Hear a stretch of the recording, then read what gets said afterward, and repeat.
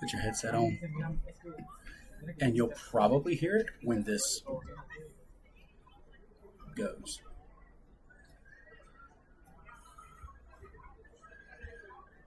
Because it's on a 3-minute delay. That's why I'm leaving our mics muted for a little while. So if there is some kind of an issue, you can hear it and we can kind of start to adjust. But levels-wise on our end, we're good to go. Does that make sense?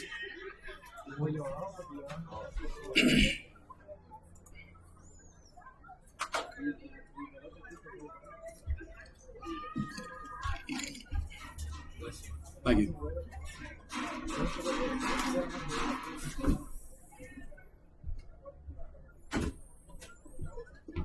Good evening, everyone, and welcome into senior night here at Red Hawk Stadium for the class of 2025 Monroe Red Hawks.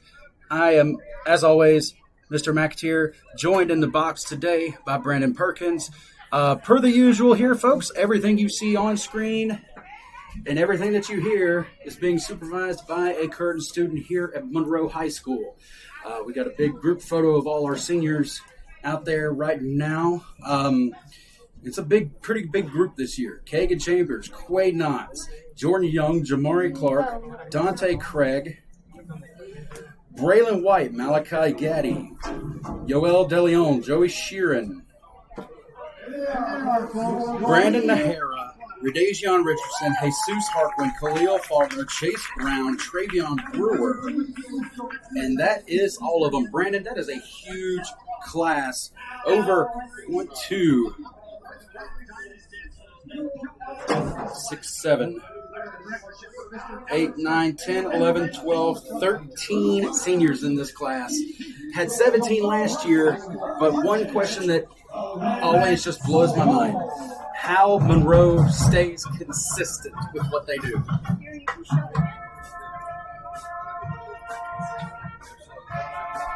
Like how, no matter how many guys graduate and leave, they always find a way to win. And it's not just that, they've been doing it for decades on end, ever since their coach Johnny Chow was in high school.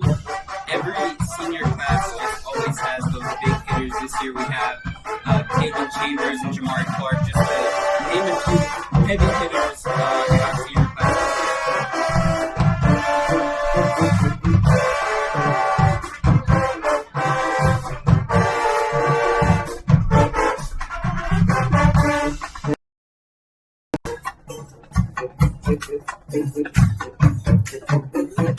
This way, at least we can monitor a little bit. Coming into tonight's game, we'll show you kind of the tail of the tape here. Piedmont comes in last in the conference. They have gone 2-6 this year. Overall, they have not won a single game in the conference this year, but they do come in 2-6, and they are sometimes games like this for a team like these two that you're about to see. It can be what some call a trap game. So what we mean by that is one team's looking ahead and not really paying attention to what's in front of them. And they could potentially have a mishap.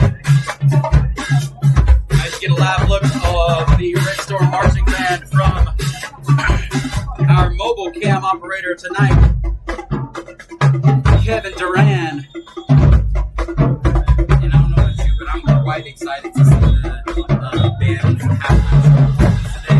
They have a new performance every year for senior night, so I'm very curious to see what songs they have in store for us today. Be sure to stay tuned for that. I promise you, I will make sure that we turn our microphones off this time. Because, I sent that, I posted that up, and one of the first things I heard, it was from one of our students. I got an email from her, and she goes, "Mr. McAteer, did you mute the mics at halftime?" And I said, "Yeah, I hit the button." Well, apparently I did not hit the button. So y'all got a whole lot of educating last Friday night. But once again, we're delighted to have you tuned in here tonight. Hold on. Switching the hero shot. Not only does the football team have a ton of seniors, there's a ton of seniors in the Red Hawk Broadcasting Club. So for the last 2 years, for these seniors to be involved and to be a part of the beginning of this, it is a huge honor for me to be surrounded by a group of hardworking young men and women like these here tonight.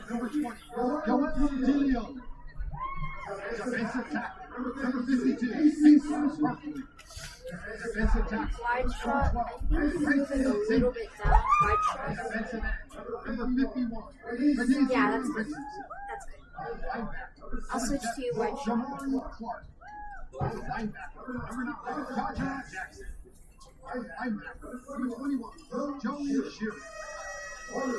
Get a little bit of the sights and sounds of the festivities, announcing all the seniors one more time. I believe you are about to get to hear the national anthem courtesy of the Red Storm Marching Band.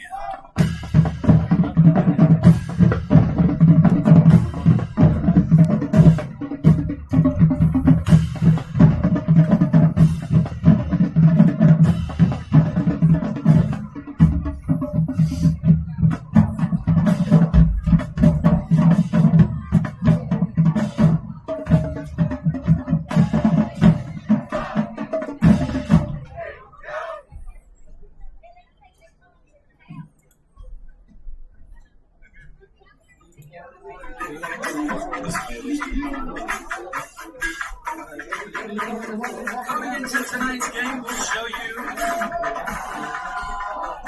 of the tail of the tape here. Last in the game. I'll blow your drums out, I'm sorry.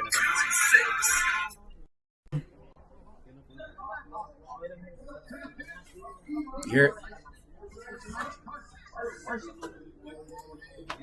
Okay. Do you want me to turn it down? Okay. So that's how you can hear it. It'll be a little bit of a delay, but at least we have a way of adjusting to it throughout the game now. If it's something from the field level, let her know, because we'll crank this down even more. Like right now, it's at negative, 25 decibels. Who has the mic for Mobile. It's connected to the mobile cable.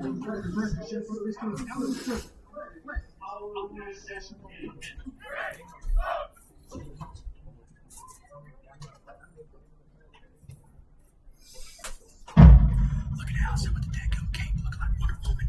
What? Look at Allison with the daggum cape, looking like Wonder Woman. Second one from the left. she's so cute. Allison looking like Wonder Woman. Second one from the left. With the cape. I like those caps.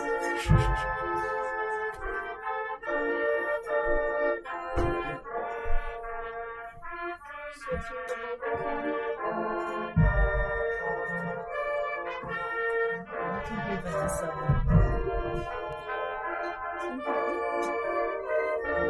I actually think it sounds pretty good. I'm just glad we can. You're fine. I'm just glad we can monitor it now. That's the main thing.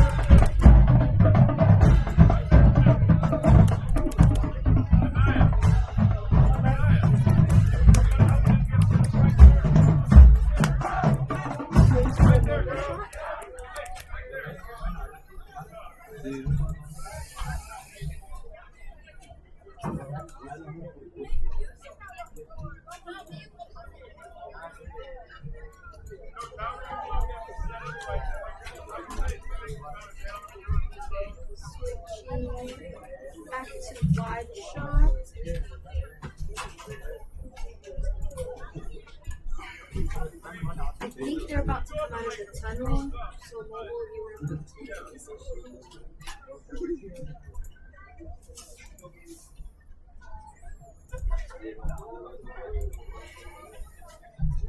It's not. It's not me. It's not me. Wait.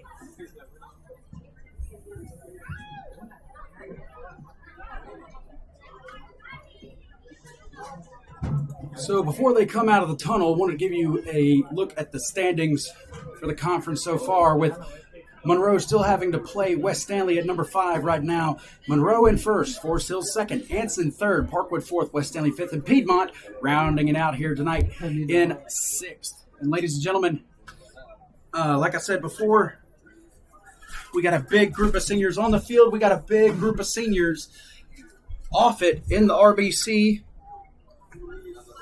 Just to name a few: Brandon, Jess, Vanessa, Jasmine, Nancy, Giselle, Lizeth, Scarlett, Kevin, David,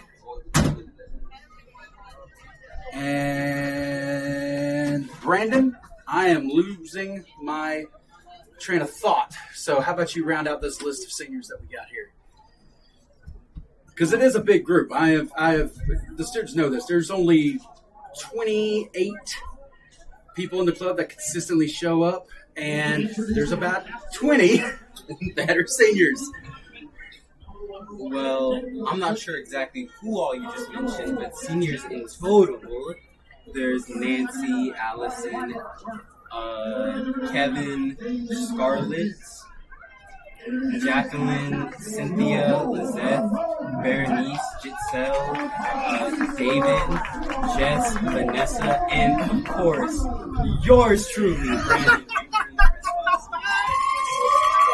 So the captains for tonight were Quaynance, Jordan Young, Radajion Richardson, and Jesus Harquin. The captains for Piedmont tonight, not entirely sure what those numbers are, but they are at the coin toss right now. I know one of them is 79, and that is big Wyatt Parker, a lineman there.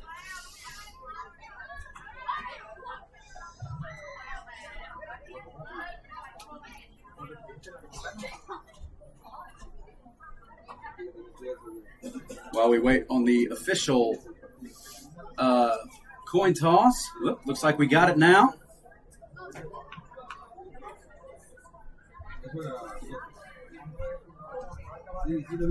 Piedmont won the toss, and they chose to receive. So Monroe's defense was starting the game out tonight. Quick little recap for all of you at home. So Monroe, obviously undefeated, number 1 in the conference, 7-0. Piedmont comes in tonight 2-6, 0-3 in the conference. Monroe scored 8 touchdowns against Anson last week. Meanwhile, across the county, Piedmont lost to Forest Hills 49-0. Namir Kendall, for the moment, is still Monroe's touchdown leader on the team with 10. Joey Sharon leads the team with tackles per game. Yoel DeLeon is the sack leader for Monroe High School. And Big 22 finalist Jordan Young leads the team in interceptions and touchdowns so far on the season.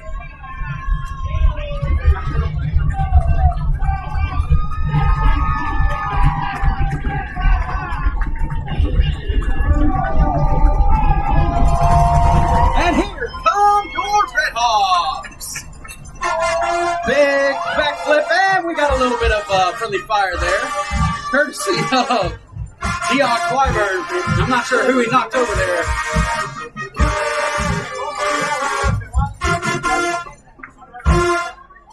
There were some guys who did that last year, and it always made me nervous because former lineman, I'm never going to have the athletic ability to do it anyways, but I could just see somebody not being able to get extension all the way and dropping themselves on their head. So I always shudder a little bit when I see that they're going to do it, but they are obviously way better athletes than I, so they get to do what they want. Again, Piedmont's going to start out on offense. Monroe's going to start out on defense. And real quick, I'd like to mention, I feel for the band very much so during having those 6 foot tall, 250-pound linemen running through you while you play your instrument is absolutely cool. I had some pretty bad experiences with the band at the high school I went at. We had a xylophone player in our band, and he just never really understood when he should not play anymore. And boy, was that fun to deal with. So here's the opening kickoff, fielded inside the 20. And number 3 on the return, that is R.J. Sherrard. He's going to be brought down. Piedmont will have it 1st and 10. Right at the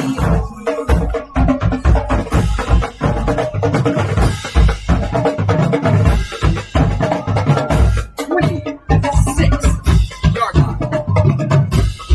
Excuse me, 27.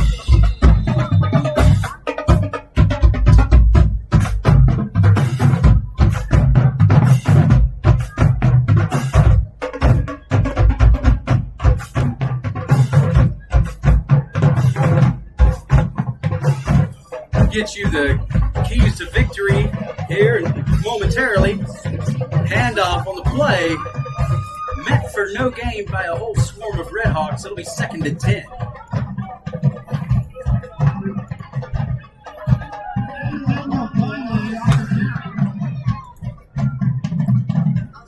So today's keys to victory, it's pretty much been the same that everyone else has had to deal with.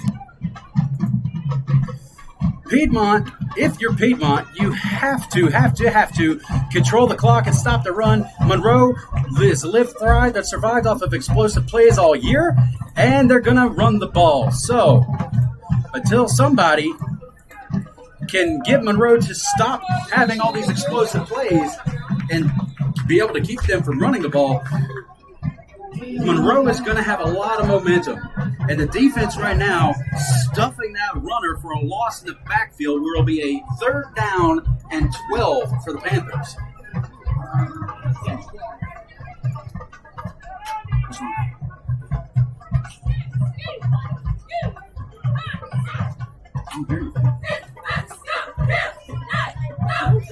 Oh.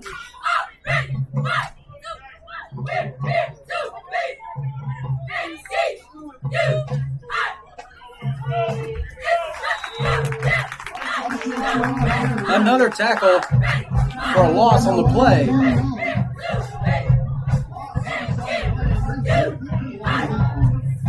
They'll bring up a 4th and very long, about a 4th and 16 now for Piedmont. And here's a question that I ask almost every time the last 2 years. Last year, Zach Melton took over the kick returning duties for us, and he was an explosive player in that position. This year we have Quay Knotts, and he has that same home run hitting capability that Zach Melton did. Will Piedmont kick it to him? He mishandles the snap, and he's going to be tackled. We'll have to save that question for a later punt. So, Monroe will get the ball 1st and goal at the 10 to start their first drive of the night. And see, it's moments like this that remind you that football is a mental game just as much as it is a physical game. Because when you have a guy like that on the field who is just so scared out of his mind, he doesn't know what to do with the ball, I could just lose it. I could just completely lose y'all. Definitely, whenever you have something like that, whenever you have a missed snap, the defense can get on you in a hurry, and that was an example of it there. Here we go. Jordan Young in motion to the far side. Kagan Chambers in the gun. It's going to be a quarterback truck play. He's trying to find the edge. He's got it. Touchdown, Monroe. Kagan Chambers with his first of the night.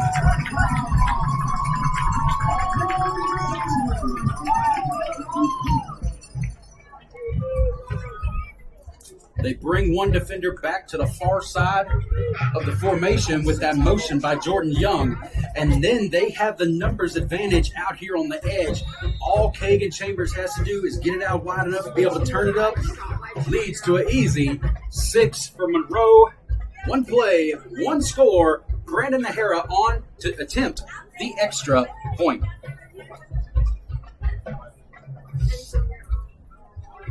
The kick is up, and it is good. With 9:33 left to go, or excuse me, 9:38 left to go in the first, Monroe leads 7-0.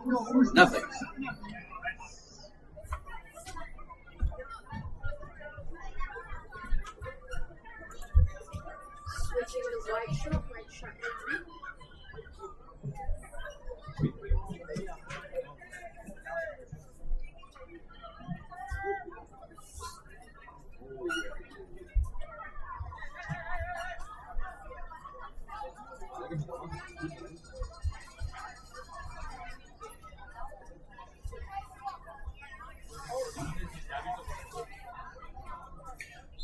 Have you gotten to the point where I turn the volume down on the crowd yet? Have you gotten to the point where I turn the volume down on the crowd yet? Let me know if you still can't hear me, and we'll do another adjustment. Hero shot, hero shot. So you can still hear me? So there is a injured Panther down on the near side. We're going to stay away from that. Speaking of our seniors, Switching the end zone. Jordan Young has not declared where he's going to school yet. I went to college at Western Carolina University, graduated in 2017, and there's been a handful of students have applied to Western. One of our very own, Nancy Betanker Habana, got accepted today. So congratulations to Nancy. She's a rock star. And the injured Panther was number 38. That would be somebody not on their official roster. Is that just 30? I believe so. Isaiah Wright, if that's right. I'm getting old. My eyes don't work as well anymore. Here we go. Piedmont out of the gun. Two receivers stacked to the near side.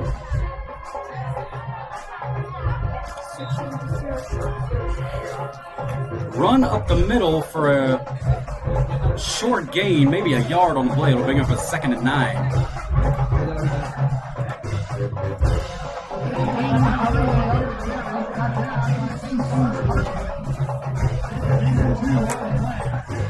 If you want to wait until they put their hands in the dirt to take that, you can.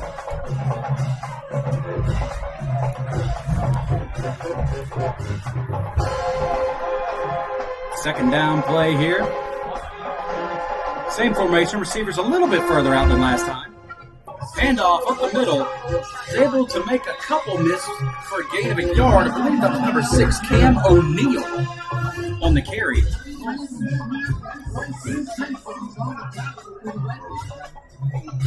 We'll bring up a 3rd down and 6.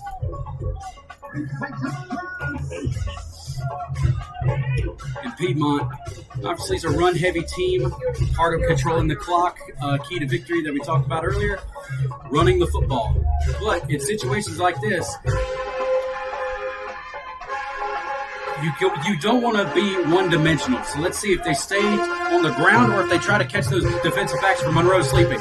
Dropping back to pass. Doesn't find anybody. He's going to scramble out to the far side. He's going to dive for the first, but I believe that they will mark him just short. So it brings up early. Nope, they will give him the first down. He's brought down on the play by Quay Knotts. Excellent job there by the quarterback, putting his head down and getting what he needed for a first.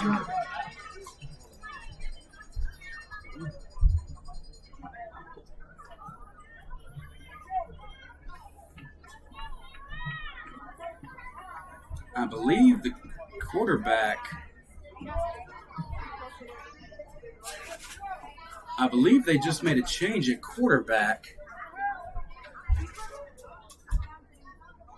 Now stepping in the gun is number 2. That was Jackson Lee. And there's a big gain up the middle that time.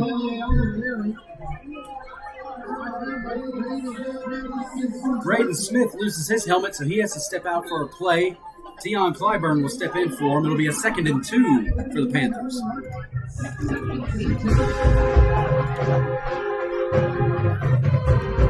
Seven minutes left to go in the clock.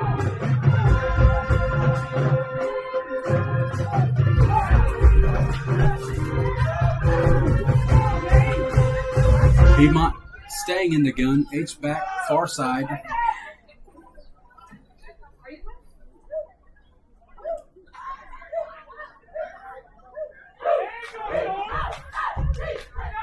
Handoff up the middle. He's able to squeak through. That is number 5 that time, Nathaniel Gagnon. It'll be enough for a Piedmont first down.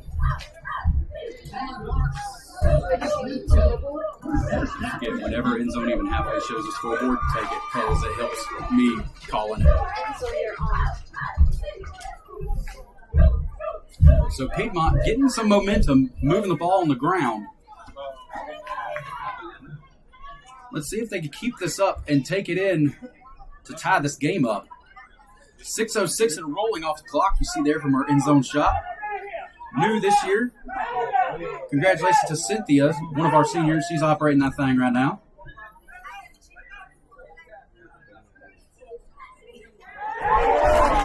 Big tackle in the backfield.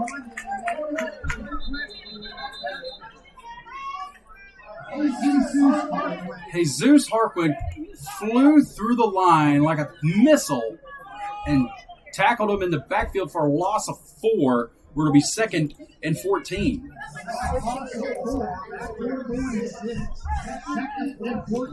Jesus, talked about him last week, was able, he was one win away from being a state champion wrestler, and wrestling really, really helps the big men in football. You learn leverage, you learn body positioning, and it was on display right there because he might as well have not been touched as quick as he got into the backfield that time. I saw Jesus at the gym one time. He was doing some powerlifting move. I don't know what it was. I just knew it was something that had to do with powerlifting. One of the scariest things I've ever seen in my life. Is a scary young man, and that pass is caught. On the play, big play, reeled in by Daniel Goodman. And Piedmont is going to hurry this up. Jordan Young saving the touchdown there. The clock is still rolling. 4:45. 1st and 10. Piedmont is moving. And earlier you were talking about Jordan Young and the big question being what school he was going to go to. Could you remind me of what schools he had already got offers from? So Jordan has pretty much been offered by everyone in the ACC and the SEC. Rumor mill is his top 4 are Michigan, Florida State, Clemson, and NC State. There's a false start called against Piedmont, so that'll back him up. There you go. See the white hat there. So it'll back him up 5, where it'll be a 1st and 15 for the Panthers coming up. No, I was just at NC State yesterday, actually. Really? Yeah. For the North Carolina State Fair, me and a bunch of other Red Hawks were taking a field trip there with the FFA. Did you enjoy your time out there? I had an absolute blast. The rides were fun, and the food was elite. Spent $18 on a turkey leg, maybe the best $18 I've ever spent. Hey, as long as there's that, I mean, there's nothing beats a fair turkey leg. And that pass is broken up. I believe that was Braden Smith in coverage that time. The receiver had the height advantage, but when Smith laid the lumber to him, his arms were outstretched. You got to have that grip strength and the strength in your hands to reel that in. He did not manage to get it that time. So here we go. It'll be a 2nd down and 15.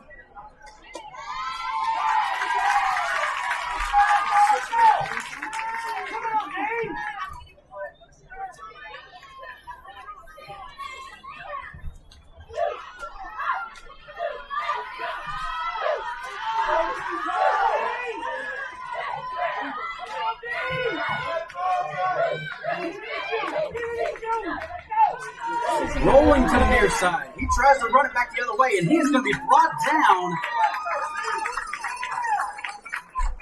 Bryson Simpkins on the sack that time. Junior for the Red Hawks plays basketball as well. So it'll bring up a third down, and oh my goodness. 3rd and 17 for the Panthers right now. Excellent job by the defense. When they saw that rollout, they went ahead and they cut off that advance that he was going to make. When that defensive end rushes up the field like that, it sets the defensive edge. And so what he had to do, he had to turn back. By the time he turned back, Bryson Simpkins was right there to make another tackle for loss. So now Piedmont, in a world of hurt, very few plays in your playbook for 3rd and 17. Here's the snap. They're going to hand it off, and it's a little reverse, but it goes nowhere. That Monroe defense stayed home, followed their keys, and were able to stop this thing for no gain on the play. That is discipline at its finest. To have a drive going so smoothly for Piedmont and then finally being able to bow up and get that stop that they needed. That's good.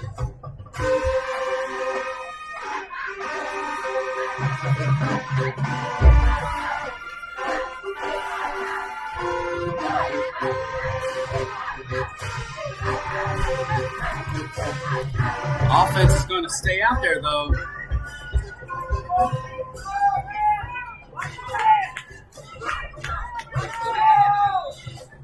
Jack Blakesley in behind the center, and there's a timeout called by Piedmont. So Piedmont will have 2 left here with 2:04 left to go in the first quarter.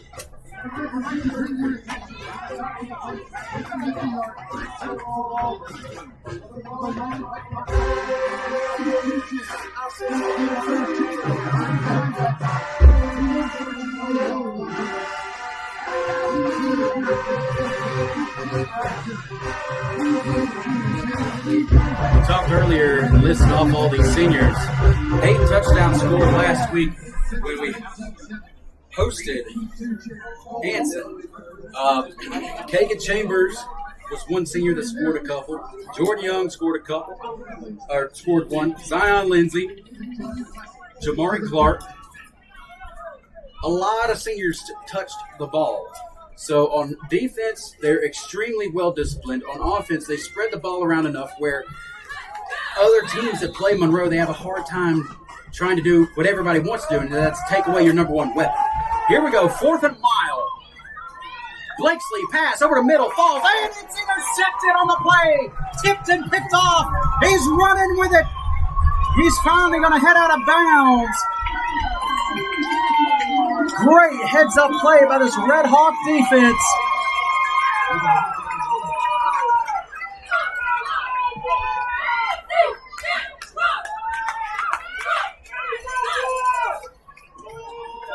Dante Craig.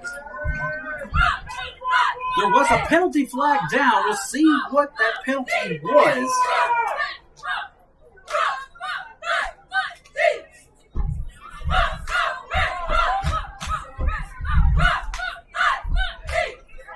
Legal block in the back called against the Red Hawks. It'll still be Monroe football, 1st and 10. But a lot of the yardage that they gain off of that return will be negated. That you hate to see, but still excellent job by the defense, having the awareness, being able to see that tip ball, reel it in, and make a play to get the ball back to your offense, 1st and 10 from the 25.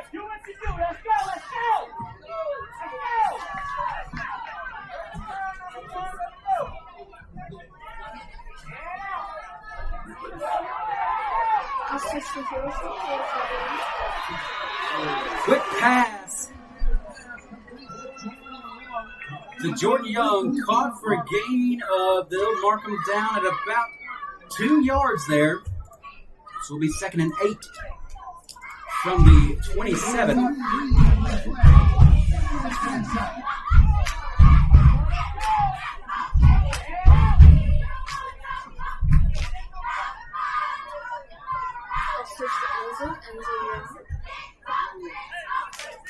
Monroe lines up. Tight end to far side. Two backs in the backfield. Little misdirection handoff. We're going to give it to Braden Smith. Braden Smith has room on the far side. He was not touched until the safety brought him down all the way at the 42. That was how clear and clean that hole was that he just ran through. Faked out the defense with the fake handoff to Zion, and then was able to make enough movement, give it to Braden Smith, and get a big gain on the ground. Talked about explosive plays. There went one right there. Bryce Simpkins lined up on the near side. H-back. Chambers back to pass. Unloads one near side. And that is Mr. Big 22, Jordan Young, on the reception. He's a finalist this year. Won it last year. Potentially the first two-time WSOC Big 22 Player of the Week.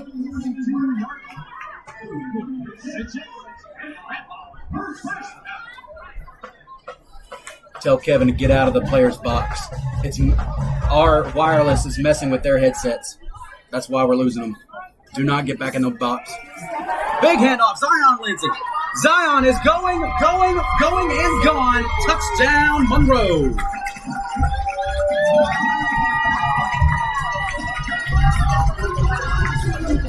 Zion Lindsay is a very, very big man, and I don't know that he was touched for the first 15 yards. There's this scary, I say scary because when I was at Western, our what people in FCS call money game, we play a big school. We played Alabama. We played against Derrick Henry. And there is a picture of Derrick Henry that was taken when he got traded to the Baltimore Ravens. Camera was looking straight at him when he busted an 80-something yard run. If I saw that face, I would get out of his way. I'm pretty sure Zion Lindsay had that same face. Brandon Hare's kick is up and good. There is a penalty flag down on the play.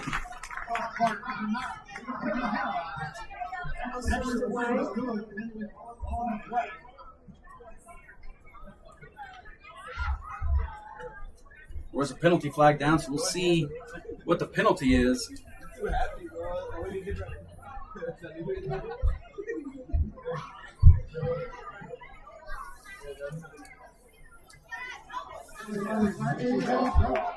No flag on the play. The kick is still good. Monroe takes a 14-0 lead. Here with 23 seconds left to go in the first.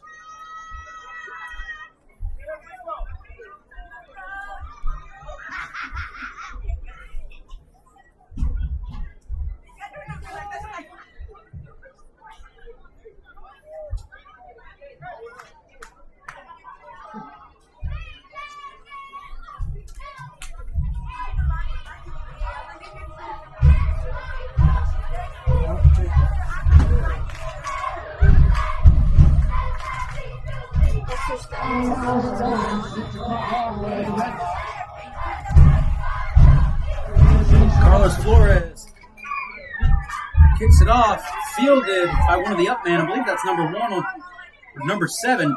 He's going to get stood up at the 35. I believe that was Taylor Hardy that time.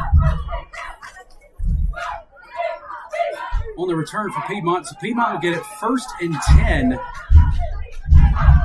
You see where they mark him. I thought he made it to the 35. Yep, they have downed it. So Piedmont coming out here. It's not out of control yet. You had some success early last drive, but it fizzled out. If you're Piedmont, you just got to focus on trying to repeat that success that you had early on and learn from your mistakes later on in that drive. Some were penalties. Some were missing assignments. A couple different things happened around there. Panthers line up in the gun. And he misses the snap, but there's a pre-snap penalty. That penalty is a saving grace for Piedmont right now, because if there was no pre-snap penalty, that would be Monroe football. Offsides called against Monroe. That'll move them up 5, where it'll be a 1st and 5 for the Panthers. So a play that could have been great for Monroe undone by an early penalty.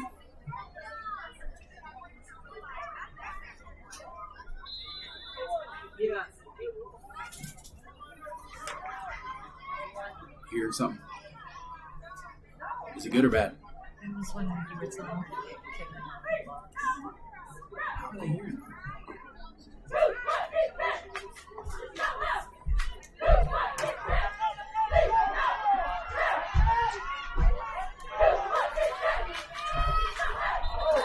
And I think now that's a false start against number 51 for Piedmont.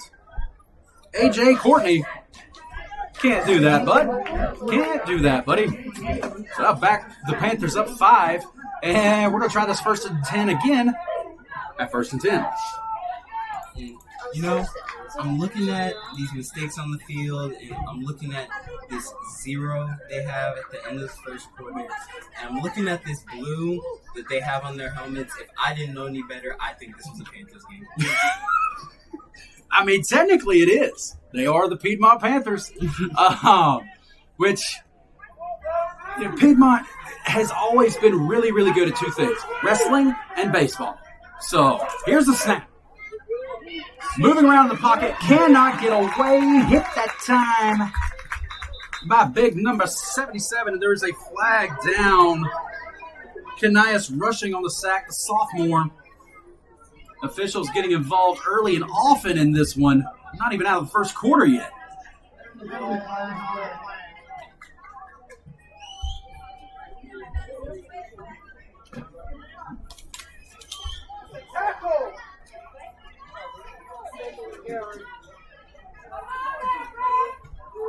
So that penalty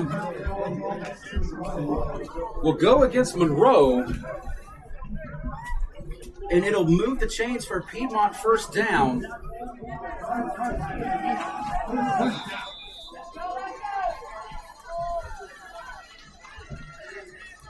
And so you're on. And that's the end of the first quarter with Monroe taking a 14-0 lead.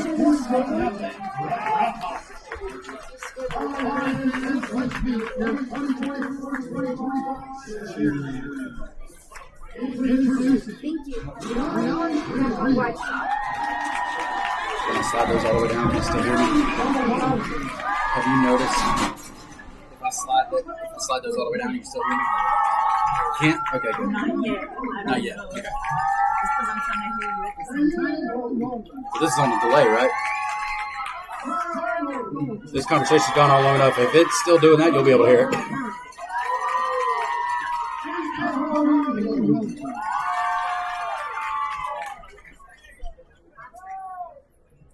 Give a little love to our cheerleaders there.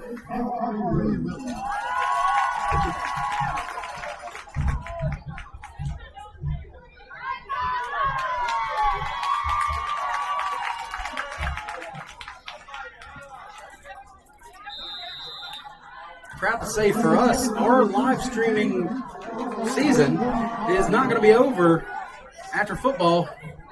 Tell you right after this play, handoff up the middle goes to number 5.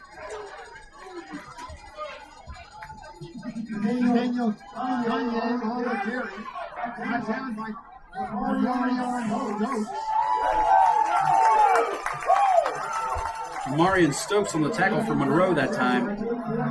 Bring up a 2nd and 4. Piedmont quick to the line here. High snap, and it's anybody's ball. Piedmont will recover. That went sailing over his head. To compare it to baseball, that was a deep fly ball to center field, and the quarterback played center field. He had to turn and run to get it. So a huge disaster of a play for Piedmont. As you hear people screaming, that is 3 towels, it looks like the Pittsburgh Steelers terrible towel going on down there. Cheerleaders throwing them out. But back to our streaming schedule, if you will. During the winter, we will do our best to bring you either one basketball game or one wrestling match during the week. for our winter sports. Handoff, far side, goes to number 3, and he is finally met by a group of Red Hawks.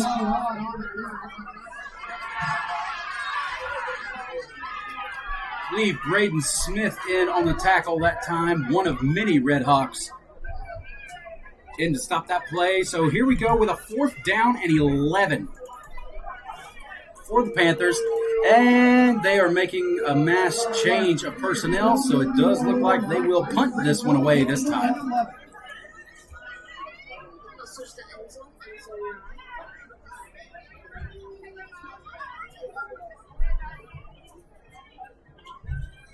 So now let's see if we'll get my question answered here, and if they kick it to Quay Knotts.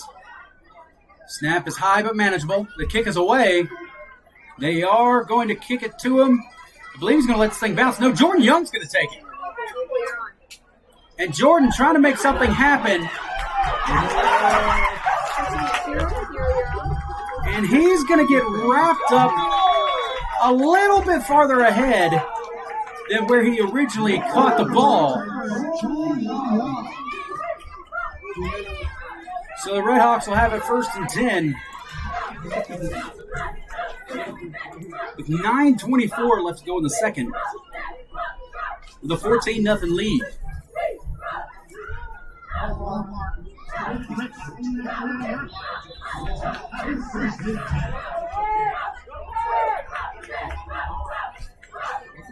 Monroe lines up, 3 receivers near side. Fake the handoff to Zion Lindsay. Deep ball over the middle. Jamari Clark beat the safety, split him wide open.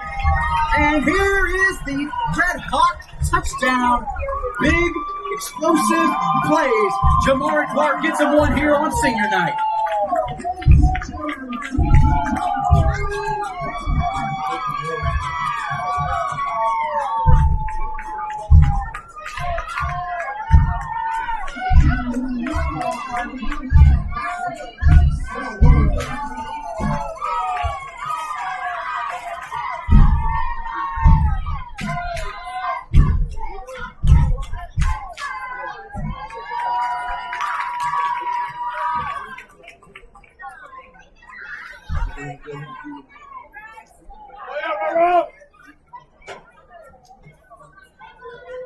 Switching the wide shot.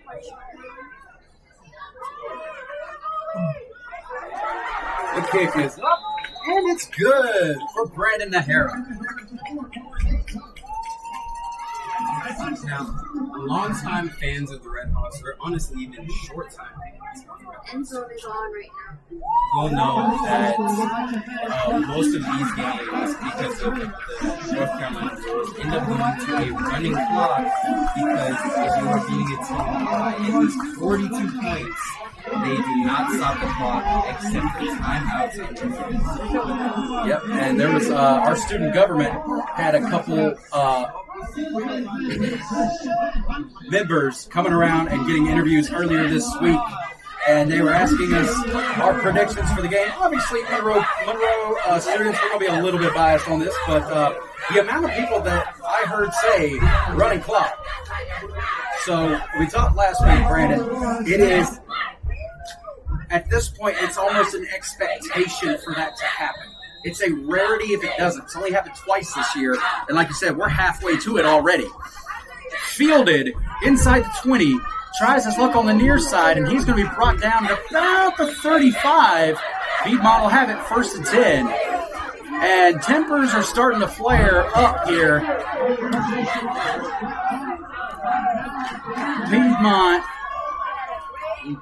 with some shoving. Monroe with some shoving after the play. Would be something to keep an eye on here, because if you think about it, Piedmont truly has nothing to lose in a game like this.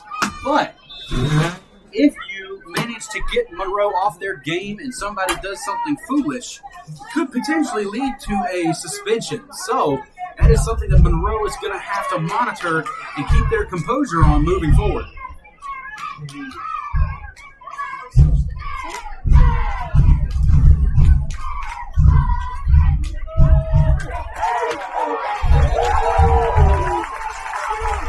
Big tackle for loss.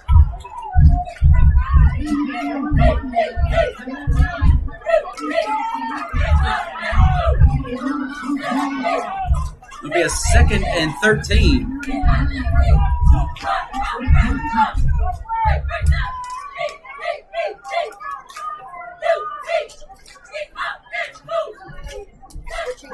Wide you're on.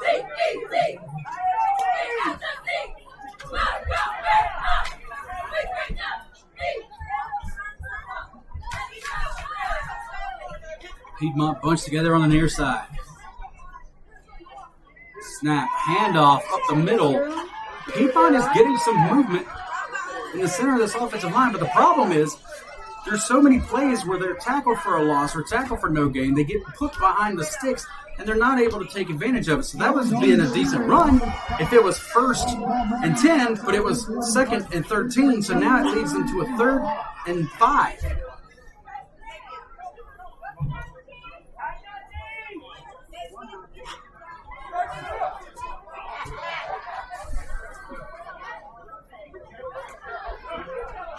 Quarterback runs in from the side to get the play.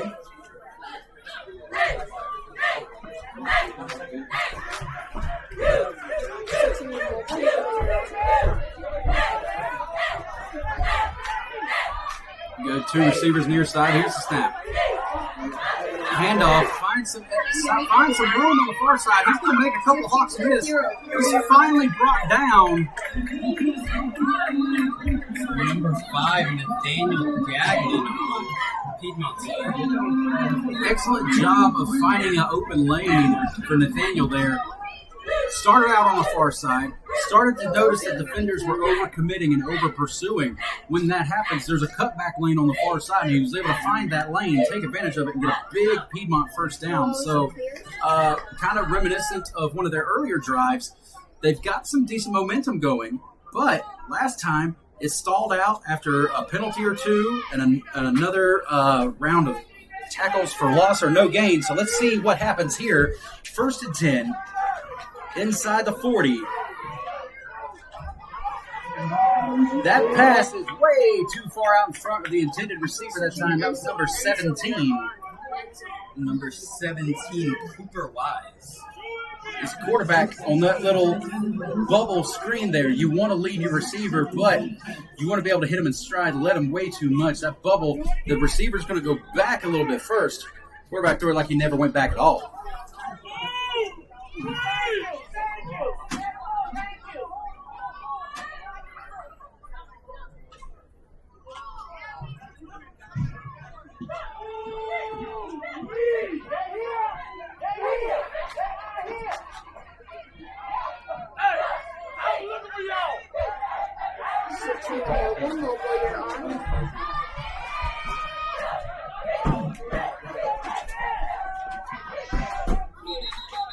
Please, snap penalty coming from the white hat. Pretty sure this is going to be a false start here. And yes, indeed, false start. Backs them up 5, so Piedmont will have it 2nd and 15 now.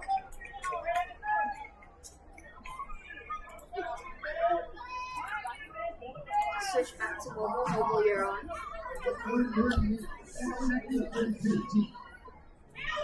6:42 left here in the first half.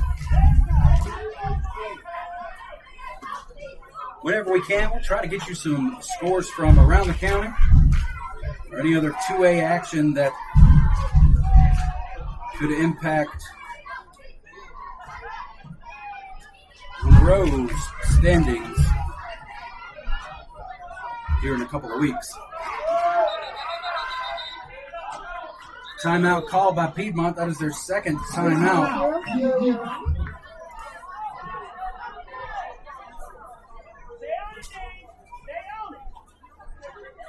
They'll have one left here before the half.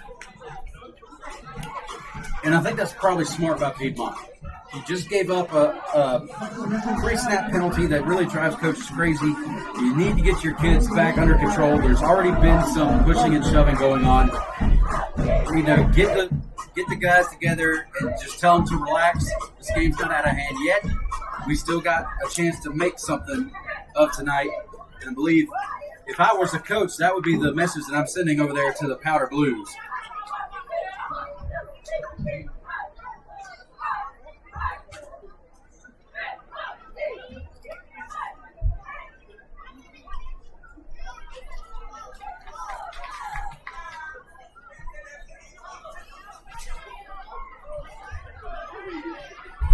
Once again, this is the home finale for Monroe. Last regular season game will be at West Stanley with the Colts.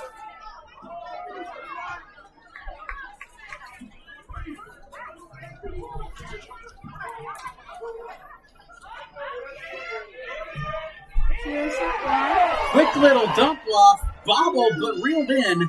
He does not get all the way to the line of scrimmage, but it'll be the line of game. But it is a third down. There's a penalty flag. We'll see what the flag is on. If it stands, that was a big play for Piedmont. Roughing the passer called against Monroe.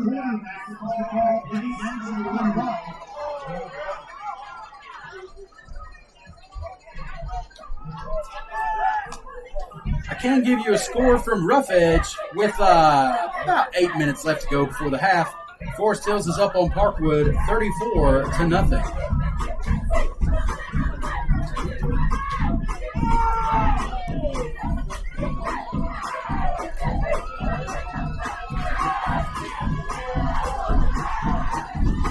Hanson's playing West Stanley right now. They do not have a scorer to report. So once we get a score update from the Colts, we will let you know. 1st and 10, Panthers inside the 20, inside the 15. Here's a high snap, fake the run, and it's incomplete, but there's a flag thrown from underneath the field goal post. And that was number 10, Braden Smith, stopping that touchdown there. And I know this is senior night, but I'd like to give a quick shout out to those underclassmen, such as Braden Smith, because I don't know about you, but I am not at all worried for the state of our Monroe Redhawks once our current seniors graduate. We have heavy hitters like Braden Smith, Jeremiah Lindsay, and Mario Jackson, just to name a few. Definitely a big group of seniors this year, big group of seniors last year, so it's a testament to his coaching staff to keep them all going. But a big pass interference call, big tackle for a loss,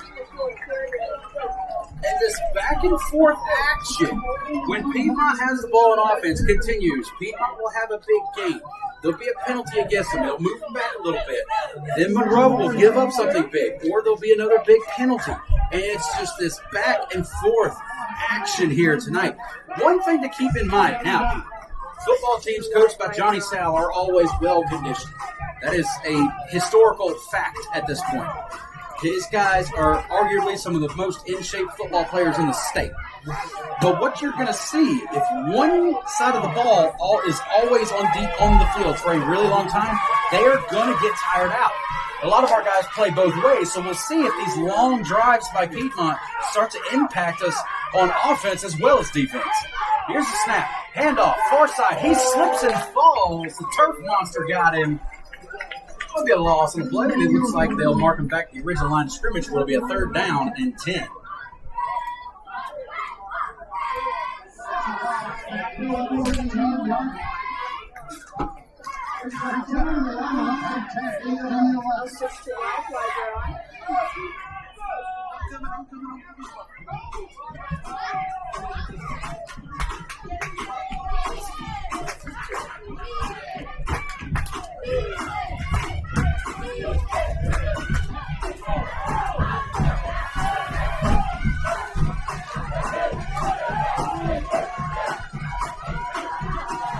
Here's a snap. Quarterback rolling to the near side, trying to evade the pressure. He's going to dump this thing off out of bounds. Incomplete. 4th and 11 now.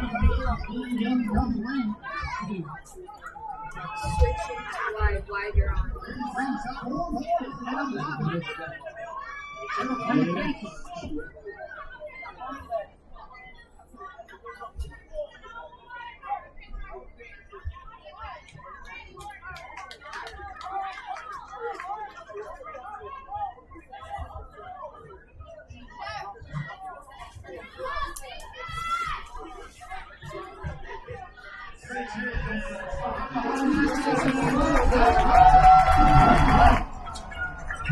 So here we go, a big play here with 4:26 left to go in the first half.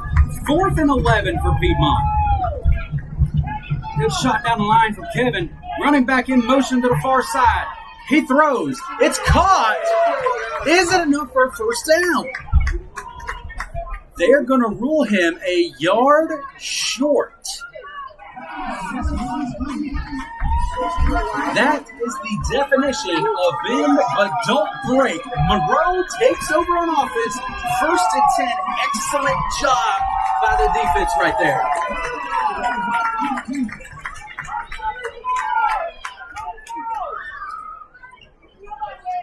You can't imagine just how frustrating moments like that can be for Piedmont. If even when you're denied just short of a first down, you've got to be able to keep a level head. You've got to be able to remember the plays. Speaking of level head, Zion Lindsay just leveled half the Panthers on the field. They started this drive at the 6, and we get a 1st and 10 all the way out to the 30. My goodness, but to your point, Brandon, Piedmont is handling the body blows by this defense, and they're holding the ball for a really long time. They just haven't been able to execute and finish off the drive. Handoff again. Why not give it to Zion Lindsay again? And 51 for Piedmont is really getting close to having a unsportsmanlike penalty called on him, I feel like. If they're trying to not let this be a flag fest, 51's going to get he's going to walk off the field here for Piedmont, but that is multiple times. I haven't seen it from the beginning, but somehow he is consistently found lying on top of a Red Hawk somewhere on the field. There's a pre-snap penalty here. On the near side, false start is going to be called against Monroe, it looks like. And indeed it is. 3:19 left in the first half.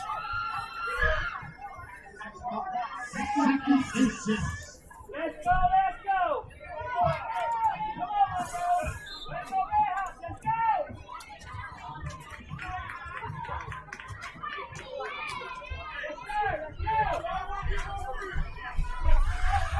2nd and 6 now. Here's a snap.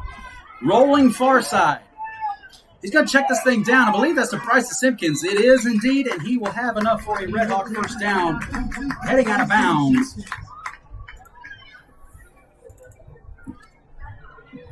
After getting what he needed for a Monroe 1st and 10.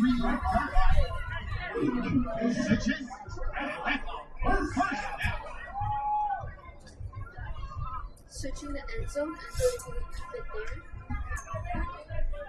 there. 3:01 left to go here. Monroe looking for another score.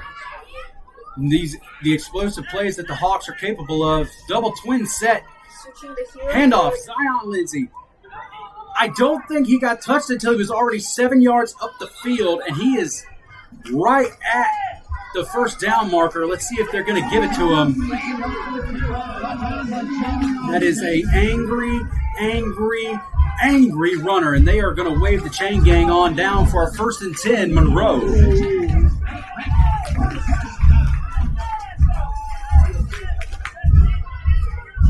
Double twins, man in motion. I believe that's Jamari Clark in motion to the near side. It is. Kagan Chambers is going to unload one. He's got Jordan Young in his own zip code, and he drops it.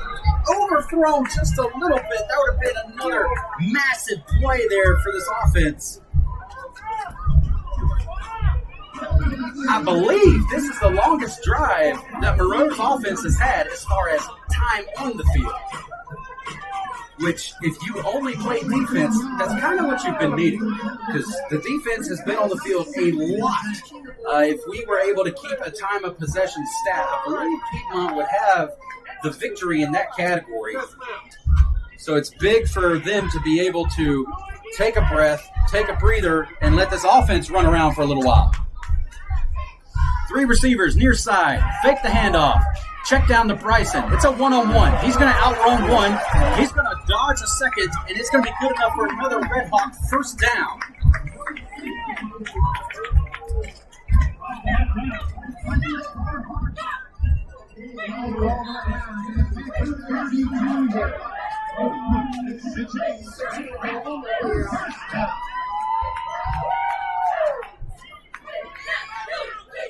Handoff, Zion Lindsay. He's going to move it forward. He's going to gain, I believe they're going to mark it a gain of 4, leading to a 2nd and 6.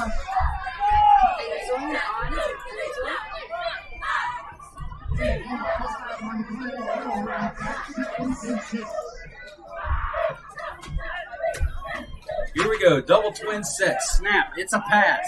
Chambers unloads, far side, caught. Number 15 for Monroe. Guy Allen. Big time catch there. Not sure what defense the Panthers were in, but he got behind the corner. The safety wasn't over the top to help out much. And it leads to another Red Hawk score here with 1:44 left in the first half. And again, we talked about it last week. Zion Lindsay scored 1. Jamari Clark has scored 1. Kagan Chambers has scored 1. And now Makai Allen has scored 1.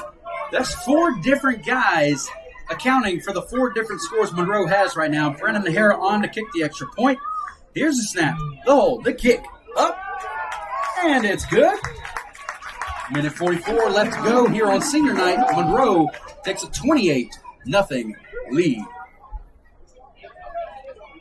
It makes it so hard for any team when you're playing somebody who can consistently put so many different people in advantageous situations.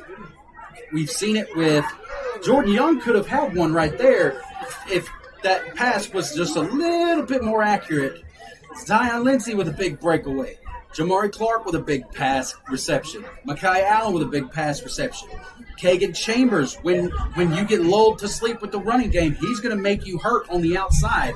It is so hard as a defense to look at all these different guys and say, who do we try to stop? One of the winningest coaches in NFL history, Bill Belichick, said one of his strategies is always take away your number 1. Monroe spreads the ball around so much, it's so hard to do that. And he, I believe that is number 9 for Piedmont. He's going to return this thing out to the 31-yard line where the Panthers will have it 1st and 10.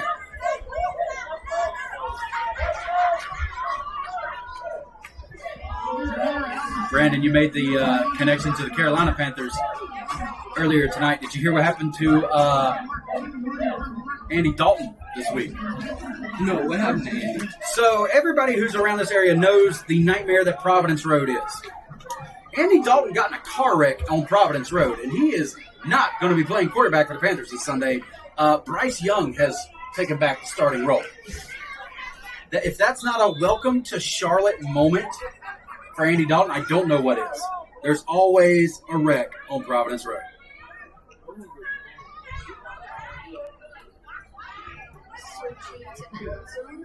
Two receivers far side, H back to the far side. Trying a little misdirection there, tackled for a gain of about a yard. It'll be 2nd down and 9.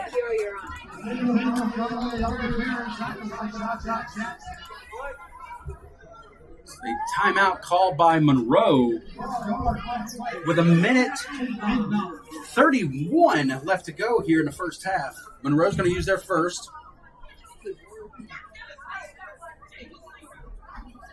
So Piedmont got the ball to start the second, to start the game.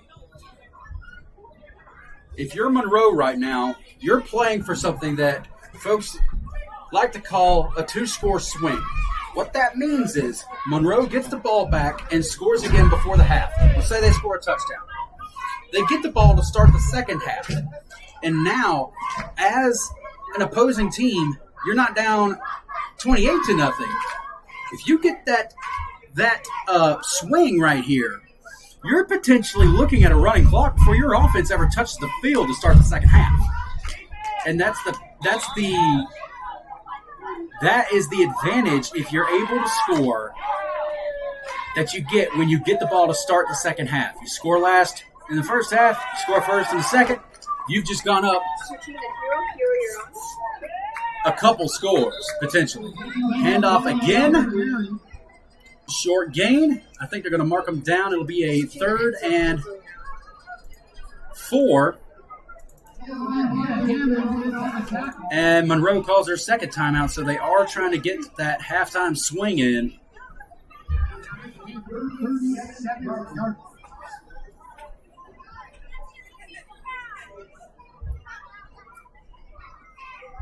The offense will have it at the 37.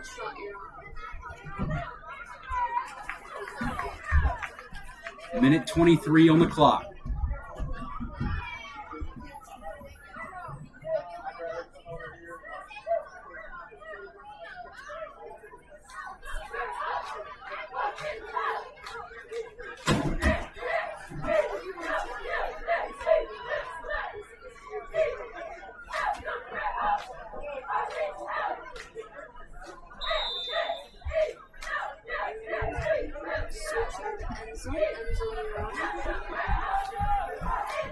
So here we go. Bunch formation to the near side.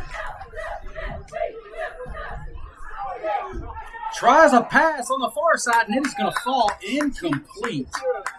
Thrown high and behind the intended receiver. And that stops the clock for Monroe. They don't need to burn a timeout right now. Piedmont, it does look like they will punt this thing away. So here's the game that Monroe was trying to force, and they've got it. Minute 20 on the clock. You see it from our end zone shot there. Minute 20 on the clock. 4th down and 4. Monroe is going to get the ball back. Whether they kick it to Quaynotts or not is still up for debate, but Monroe is going to get the ball back with probably about a minute 15 to try and put another score up. It's a short kick. Quay is going to try and return this thing, and he's going to get swung and spun and brought down at the 39-yard line. Monroe will have it with a minute. I mistimed it just a little bit, Brandon. Minute 10, not a minute 15.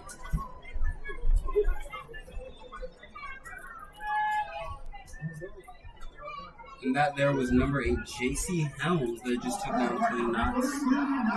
That's always a dangerous thing to try to do as a returner anyways. When you got those guys around you, you're trying to scoop it up because you think that they're going to be not paying attention as much. But the risk that you run is if they are paying attention, you don't really have good hold on that ball. Now it's out on the ground again, and Piedmont can get it for a 1st down.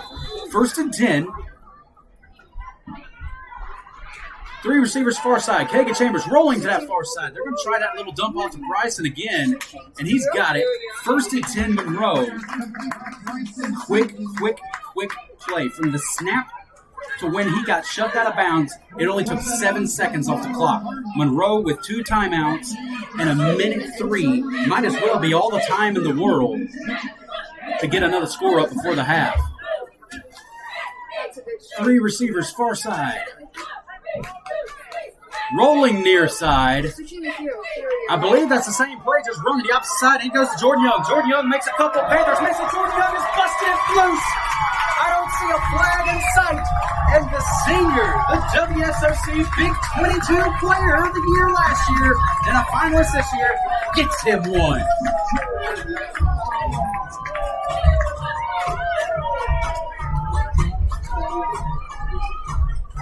I know, obviously, Monroe's happy for him right now, but you know who else is happy after seeing that shiftiness and the ability to change directions? Michigan, Florida State, NC State, and Clemson. Brandon Nahara on again to attempt this extra point.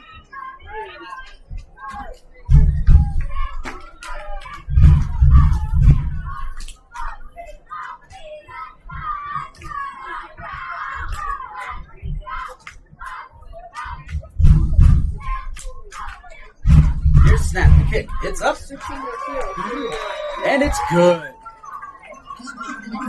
Monroe takes a 35-0 lead here with 51 seconds left in the first half.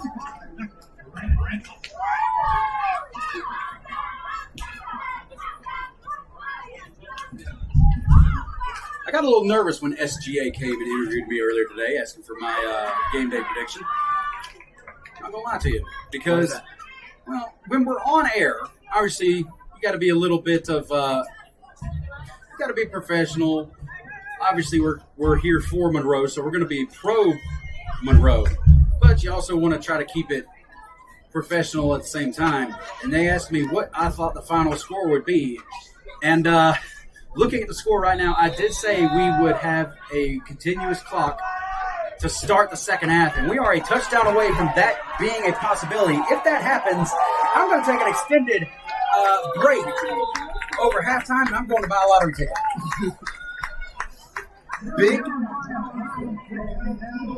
Big tackle. So Piedmont will have it first and 10, just at the 20-yard line. Oh, correction, I'm sorry. Switching to end zone, you're on. Well, I'm not so sure about how good that lottery ticket idea is, because predicting a running clock with Monroe is kind of like predicting that the sun will go down today. Yeah. Again, we've only had 2 games that were not a running clock, and coincidentally, they were both away. The first one was Central Davidson the first week of the season, and then the away business trip to 4A Porter Ridge about midway through the season. Every home game has ended with a running clock. Piedmont doing what I would suspect that they do. A lot of pushing and shoving, and a flag gets thrown in from the head official. There's a Panther with his helmet off, and he is not even wanting to talk to his coaches right now. He is trying to walk away from his coach. His coach is holding him there, so we'll see what this penalty is on. Unsportsmanlike against Piedmont and Monroe, so those fouls should offset. It'll be a replay of a down, first and 10 again for Piedmont. Can you repeat that? And, Brandon, we talked about it earlier, man. We saw the pushing and shoving earlier on, and anytime that a score gets one-sided like this, it gets more and more heated down there, and hopefully the officials are able to put a lid on this thing before it gets much worse. The official waves to run the clock, 30 seconds left and counting. Piedmont has to snap the ball one more time. There's about a 10-second difference between the play clock and the game clock. Play clock at 9. Game clock at 17 now, since I started saying that. I'm a coach for Piedmont. I'm just trying to, they're going to take a knee, and they're going to take this thing to the half. So, folks, we're going to step away. We're going to take a break here. We're going to get our wide shot, looking at all the halftime festivities for Homecoming 2024. We'll see you back with more action from Red Hawk Stadium for the second half. Wide shot, you're on. And lock it there. We should be clear. Allison's mama wants a picture of me and her down there, so I guess I'm going down there. Y'all know we're trying to do a senior day too, right? If I have it my way, we are.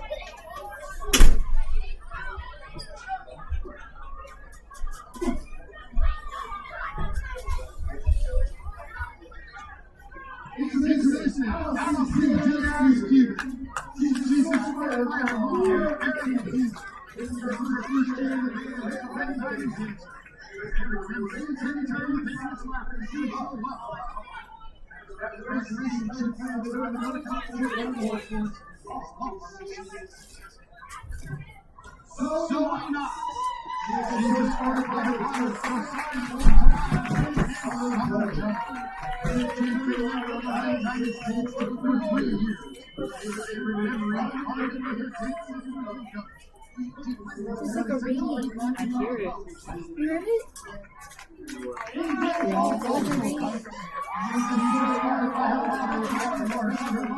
My ears hurt. If you get from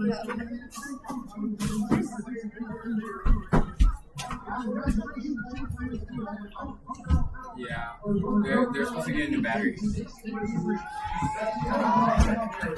Hey, y'all.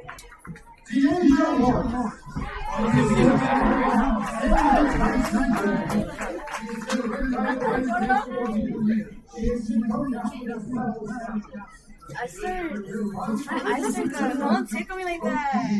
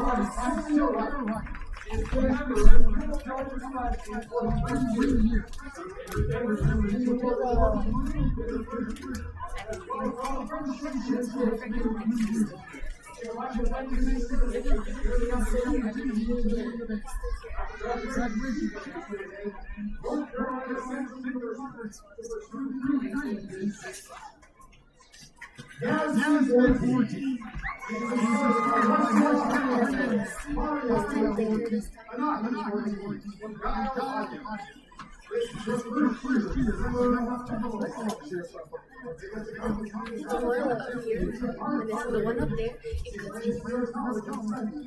I'm just like sure, but it's just in case. It's the European.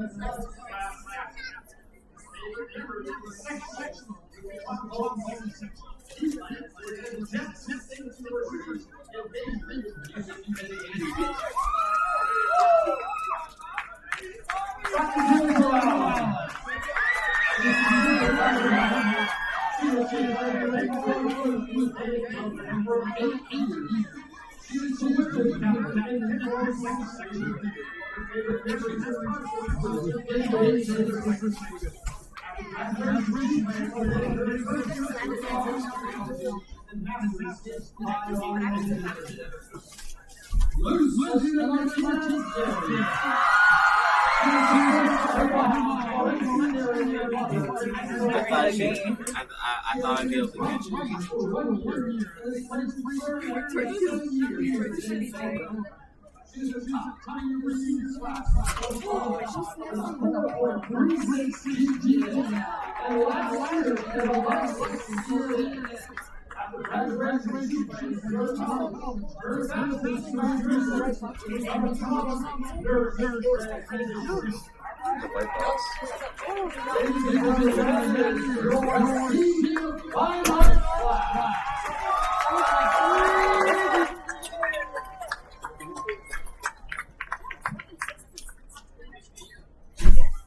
White has a big fish.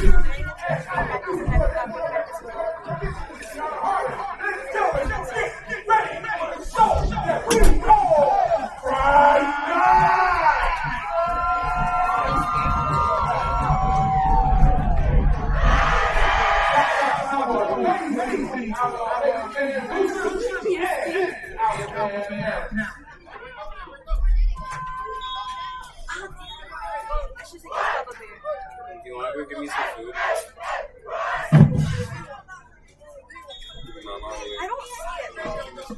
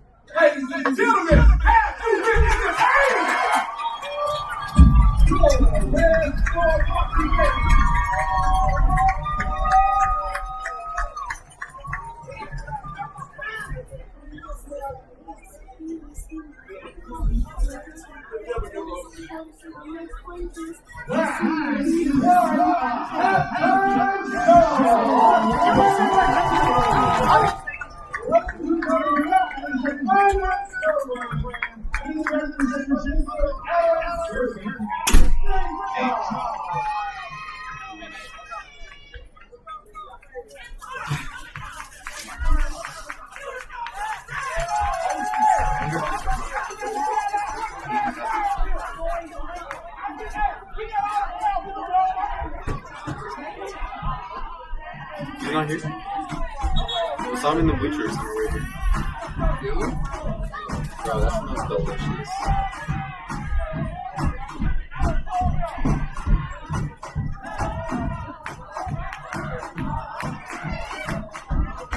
You look pretty good, bro.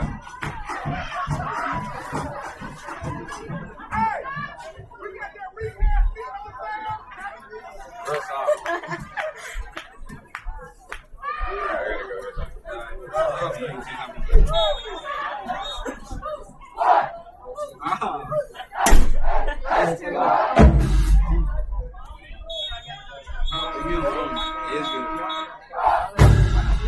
Rated out of 10.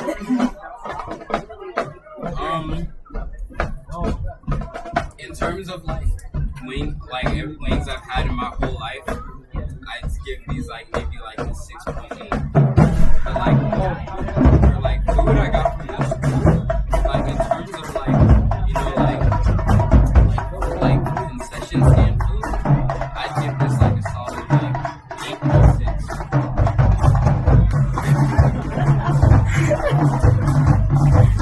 I gotta get mine. I understand. Yeah. I'm just remembering. I'm fine, yeah. I'm good.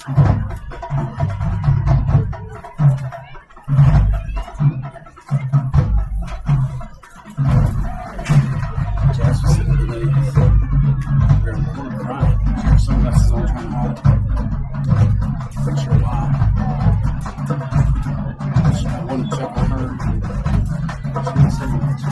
So that's concerning. I'm going to grab yours. Oh.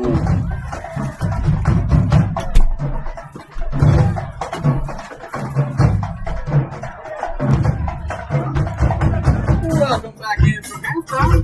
Hope you enjoyed all the festivities from the band. Get a chance to honor their seniors during the half as well.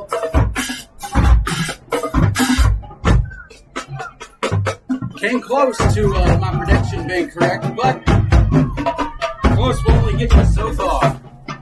Monroe will get the ball to start the second half. Again, leading 35-0.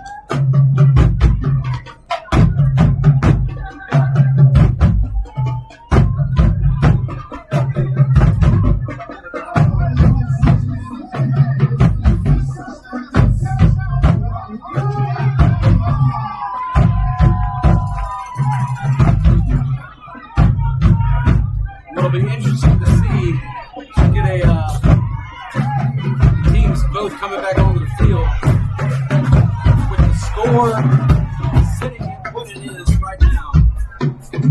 And the tempers were already rising on the field in the first half. Time will tell what the message to the teams at the half was about keeping your composure and not letting this either score or the other team get the better of you here in the second half, Brandon. And that kind of leads into what I was about to ask you, because you played football for a number of years. If your team was in this exact situation, what do you think your coach would do? So, we had the teams I played on, at least in high school, we were in spots like this. And a lot of the times, the coaches will try to calm everybody down and talk basics during the half. You know, even the small stuff like staying on your blocks, things like that, to try and refocus your players.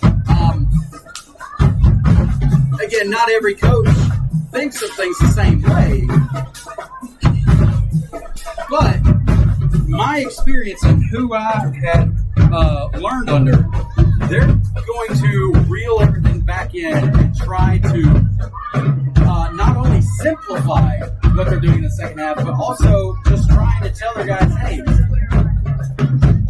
we can't hurt ourselves here. And if we're pushing and shoving after plays and having all these penalties, that's all that we're doing, is hurting ourselves.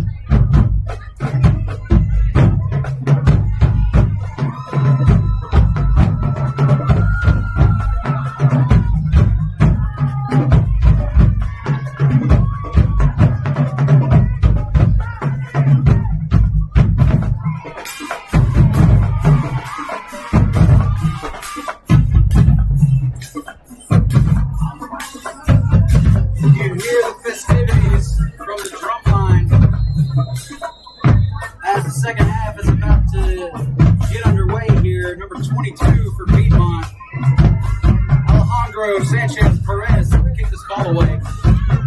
Piedmont started off all bunched up, looking like they might have tried for a hurried onside kick, and now they split out wide.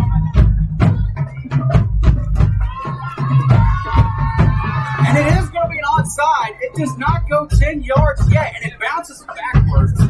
So, good idea for Piedmont. The execution was just not there.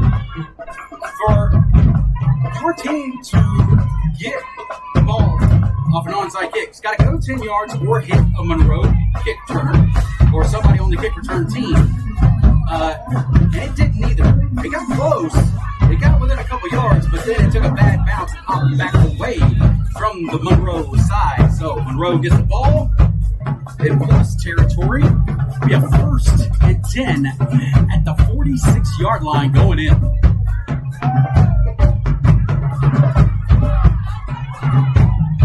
Monroe comes out, double twins. Slightly offset is Zion Lindsay behind Kagan Chambers. Handoff.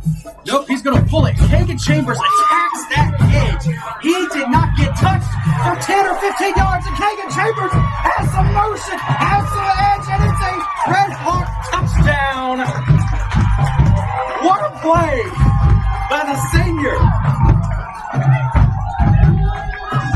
A lot of talk this offseason about him improving his throwing motion and trying to get better on those deep balls, going to camps, getting one-on-one coaching, but he is still a dual-threat quarterback. Sucks the defense in, sucks me in with that Zion Lindsay fake. Pulls it. Defense over-pursues. He finds a cutback lane to the near side to give Monroe a shot at that 42-point lead. The kick is up. And it's good.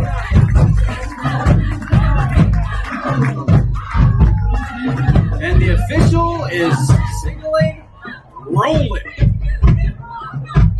So, at least for regular season, Monroe has had 5 home games. All 5 leading to a continuous clock in the second half. That is what you call a home field advantage. And I'm not exactly sure how the playoff seeding is done. I'm not entirely sure what all of the committee that's involved with that looks at. But being undefeated at home, being undefeated just in general, but being undefeated at home, and every time you're at home, you end up winning by 42 or more, that's a heck of a statement for any team to make.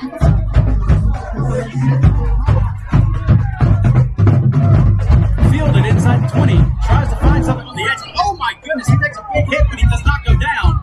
Reverses field, and is finally brought down at the 31-yard line. He almost had a big return for Piedmont. 3 Redhawks ended up hitting him, but somehow he takes a couple steps back. They fall off of him, and he's able to make a good gain for the Panthers. So it'll be 1st and 10 for Piedmont.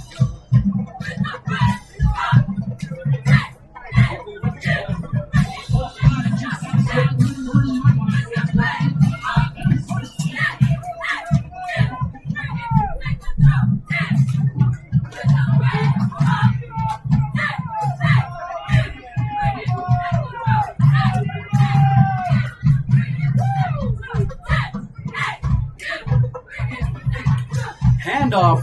I think he might have lost a yard there.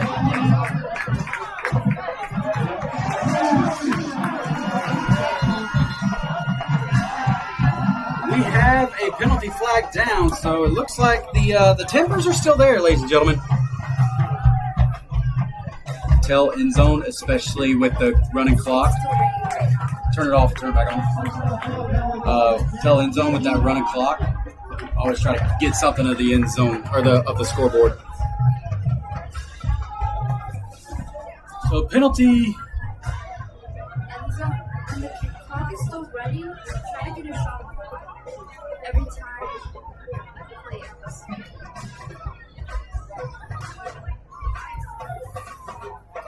They're talking through these penalties here.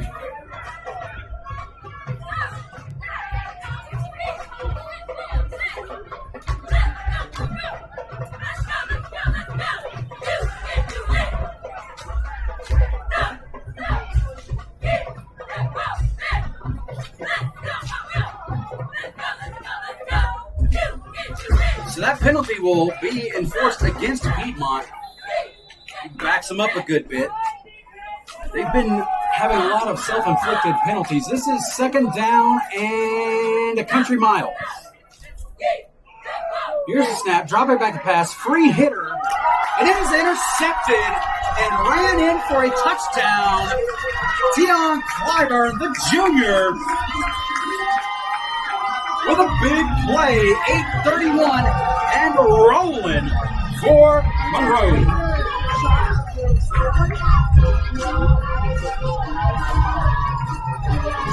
And just before that touchdown, you mentioned Piedmont getting a lot of these penalties, and I just wanted to ask, can you really blame them at this point? You know, they're number 6 or 7 in the conference right now. They're going up against the number 1 in the conference. Hasn't had a single loss yet. Every home game has gone to a continuous clock. So a lot of these Piedmont players are probably thinking, they're probably expecting this, going in. So I can understand their frustration. For a lot of them, they might think this game is pointless. The frustration is most definitely there, and it's real easy for teams to kind of fall into that trap, and then there becomes a lot of finger pointing, not only with the other team but with yourself. There's a lot of pushing and shoving that can happen amongst yourselves, and that is kind of where, as a coach, you've got to be mindful, and you've really got to almost do just the same amount, if not more, coaching patience, coaching, having some composure. And Piedmont is just not having any of that right now. My senior night, we were blown out by Anson, and another penalty flag just flew.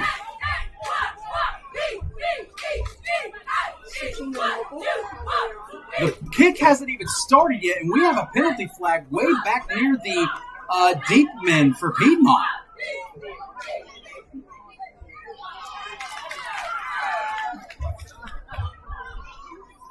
It's an unsportsmanlike that goes against Piedmont, and once again, Piedmont is their own worst enemy right now, even with the score being what it is. If you can't, there's some things in the game you can control. There's some things in the game of football you can control. All of them have to deal with how you personally respond to situations. And right now, Piedmont is responding to those situations by imploding. Here's the kick. And this is going to bounce out of bounds at the 9. So it's an illegal procedure. Ended up probably working out better for Piedmont. This is going to be one of the better starting positions they've had all night. But the attitude, the body language, and the composure on this Panthers side is really, really negative. The composure is non-existent right now. But the body language and just the energy that they are feeling is really, really bad over there right now.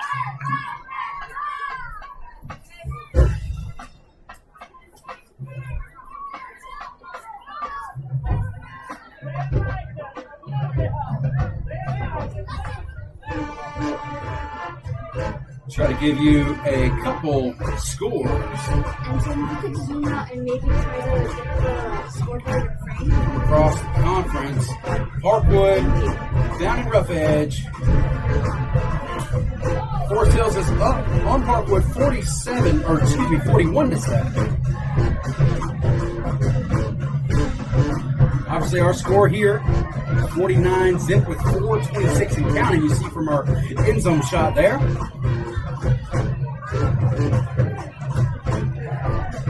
Switching to wide A team that Monroe has seen in the playoffs before, kind of had really, honestly, kind of been hit twice this year with some bad news. That would be Burns High School up in Lawndale, North Carolina. 2 years ago, Monroe played Burns in the playoffs up in Lawndale, ended up exiting in the second round. This year, Burns had to deal with Hurricane Helene, and one of their players tragically lost his life in a car wreck as well. Burns High School has been on a tear since then. The Bulldogs are beating Cherryville High School 56-0 with 7 minutes left to go in the second quarter. So very high possibility that this time around Monroe could host the Bulldogs of Burns in the playoffs. Here's the kick return. Tries to move it to the far side, and he's going to be brought down inside the 20. And now we have another flag down. Unsportsmanlike called against Monroe this time. Marion Stokes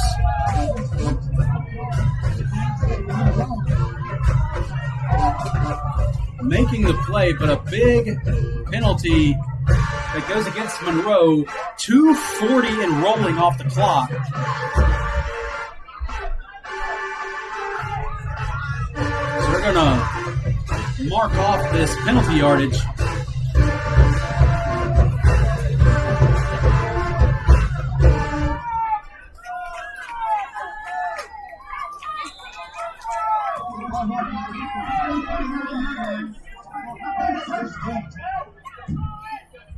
High snap. Handled by the quarterback. Handoff. Keeps his feet moving. He's able to push the pile a good bit.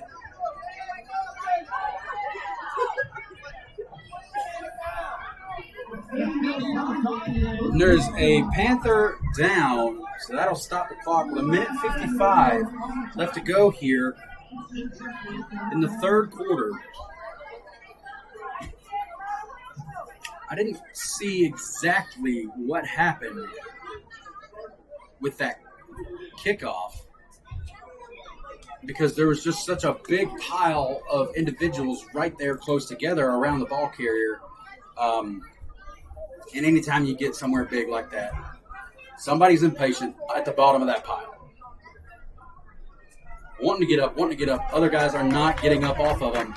Pushing and shoving occurs, and I'm assuming that that's pretty much what happened there. As big number 79 for Piedmont, that is Wyatt Parker, able to walk off the field under his own power. I mentioned it before when the game started, how well-conditioned that Monroe is. Here is another side of that coin, however, with all these games that are a continuous clock. The conditioning proves to be even more important because when you get into the playoffs and you don't have those games that go to a continuous clock, you've still got to be fresh in the fourth quarter.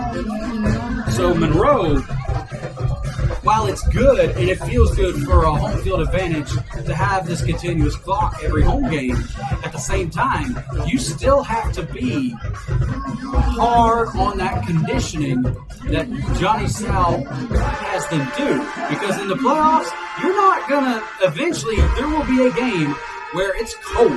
It's 40-something degrees. And you've got to be well-conditioned and you've got to give it all you got in the fourth quarter. First and 10 for Piedmont.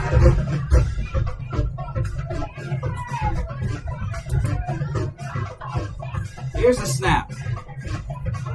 Handoff. Tackled for no gain on the play.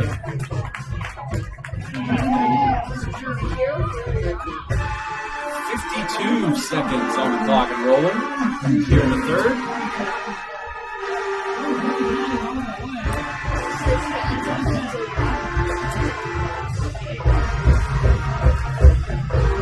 Again, folks, I'd like to remind you that everything you're seeing on screen and everything that you're hearing is being monitored by a current Monroe High School student.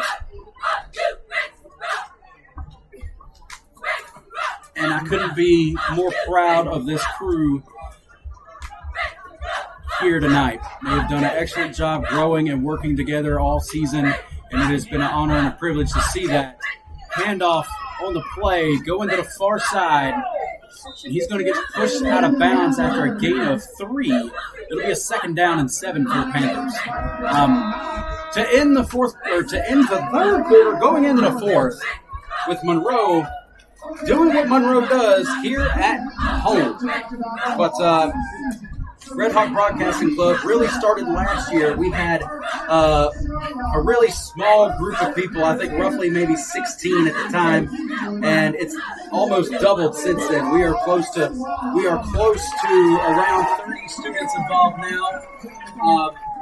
A large number of them are seniors, and it's, again, seeing them last year or seeing the ones that have just joined us this year and seeing the growth in their skills in this stuff from game 1 to now has truly been an honor for me as a teacher.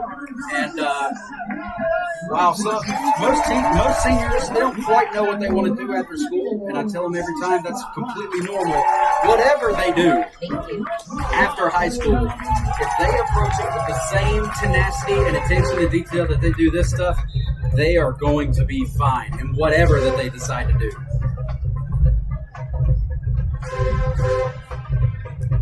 Switching the white shot you're on. Thank you. Vanessa was one of our up-top camera operators last year. She's been directing the shows this year. A big change from listening to somebody telling you what to get a shot of to I'm calling the shots now and this is my show. So a big congratulations to her. I believe there's a fumble on the play and it was eventually picked up by Piedmont, but he's going to be tackled for an even bigger loss. Between the end zone and end zone. I believe that's going to drop him back about 6 yards. It'll be a 4th and 16.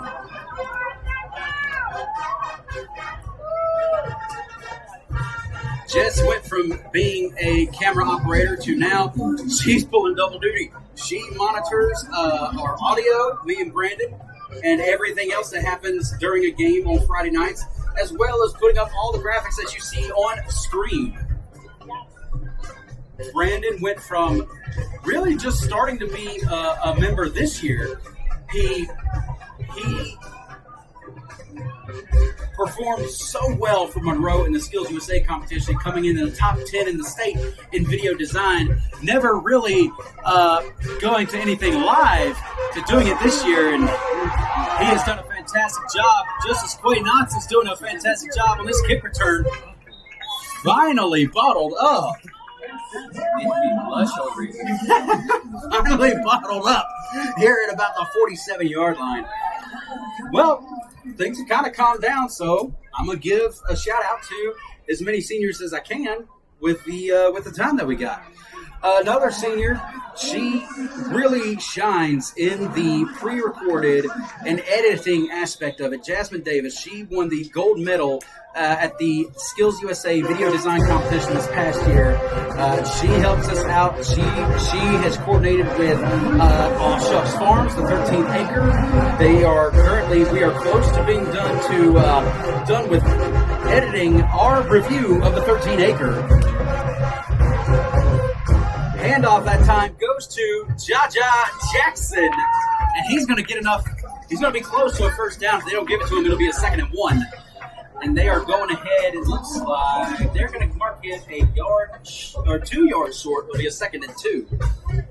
Emily, who has been a great editor for us behind the scenes, has also been operating as one of our up-top camera operators. She was in the top 10 in the state in the video design competition this past year. Cynthia, who runs our end zone camera,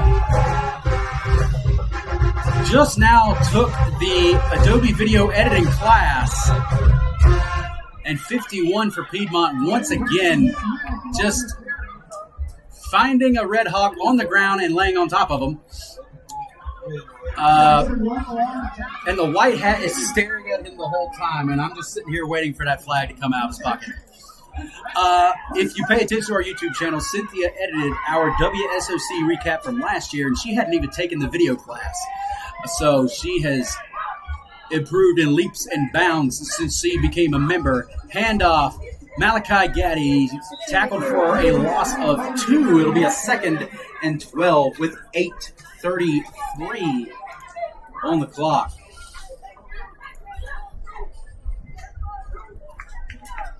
Congratulated her earlier, but Nancy, one of our other up top camera operators, also a senior, got accepted into my alma mater, Western Carolina University, earlier today.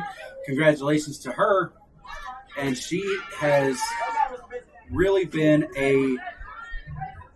such a rock up there with training new people. When she really, in all honesty, most folks, if they're listening to, hey, I got to train my replacement, they're not going to do what you ask them to do. But Nancy has done a fabulous job training up so many new members here this year. We have a cramping Panther down at about the 35-yard line. I believe he's cramping.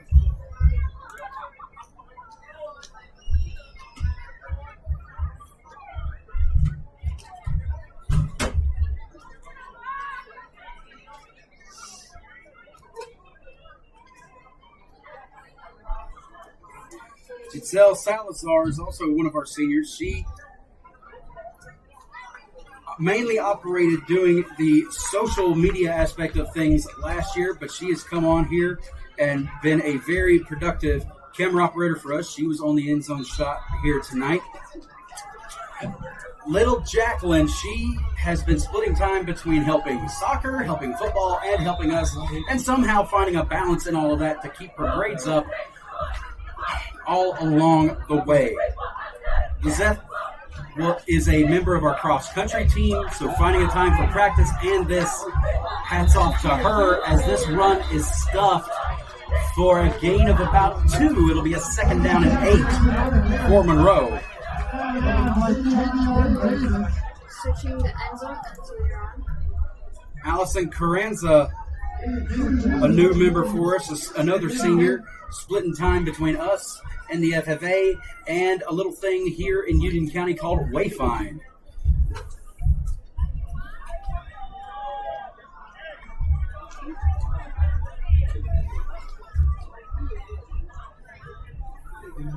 Amanda, one of our other up top camera operators, also splitting time with ROTC. A lot of the students that we have are involved in so many things on campus. Gracefa is going to keep this on the read option. He gains a little bit here with 6:38 rolling here in the fourth quarter. Kevin Duran, another senior who's been operating our mobile camera tonight, became a member late last year in the spring. Came in this year and has put in the time and effort in our training days, in the JV football games, and in the varsity soccer games to improve his craft. I'd like to mention a personal best friend of mine. And personal best friend of my commentary partner, Brandon here. Axel Castro, finding a way to split time between this and varsity soccer, being as involved as he can be. Switching the end Another zone, so you're on. run. He gets enough for a first down. It'll move the chains, and I believe they can still get another first down here before it ends up being first and goal. There's an injured Panther down on the play, so we're going to take a quick little step away. Montse, another senior of ours, she has been a member of the group really since we began 2 springs ago. When really everything was just being talked about and nothing was being able to be done yet.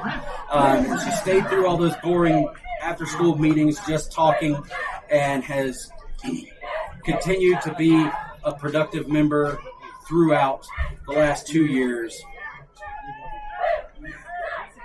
David splits time with us and the Health Sciences Academy. He is being as active as he can be. He's been doing social media for us tonight. Big congratulations to him on his senior year. That's Jaja Jackson walking almost completely untouched in the end zone for a Red Hawk touchdown. Jaja Jackson. They don't allow them in high school, but those dreadlocks coming out from underneath his helmet, if he was able to wear a dark visor, Little Ricky Williams. I can definitely see that. Don't want to forget, really a RBC original. She was our director last year. She called every game, and she was actually our camera operator for the very first RBC live stream we ever did. Allison, this year she's splitting time between us and being on the dance team. So football, we haven't been able to have her that much, obviously, because the band plays. But thinking maybe in the winter when we do basketball or when we do wrestling, hopeful for all parties involved that she's able to contribute and still be a part of what she enjoys doing, both in the band and with the RBC. Wide shot, you're on. And I tell y'all in class all the time, it terrifies me that all of you guys are seniors. It absolutely terrifies me that all of you guys are seniors because I looked at the roster a couple days ago and I started counting and I went 1, 2, 3, 4, 5, 6, 7, 8. 8 that are not a senior right now. So if you're a current Monroe High School student, you're listening to this, you want to try your hand to be a part of the Red Hawk Broadcasting Club, Union County's only student-led broadcast team. Marvin Ridge doesn't do it. Porter Ridge does not do it. Weddington does not do it. Cuthbertson does not do it. Parkwood does not do it. Forest Hills does not do it. Piedmont does not do it. Sun Valley does not do it. Did I say Porter Ridge? I'll say them again. Porter Ridge does not do it. We are the ones, ladies and gentlemen. If you want to be a part of that action, come to my room after school on Wednesdays and Thursdays, room 108. We get started around 3:10, 3:15. I try to have y'all out of here by 4:30 at the latest. Big penalty pushes Monroe back, so Piedmont having some really good starting position on this drive. Brought down hard by senior Joey Sheeran, one of the leaders on this team and leading the team in tackles per game coming into tonight.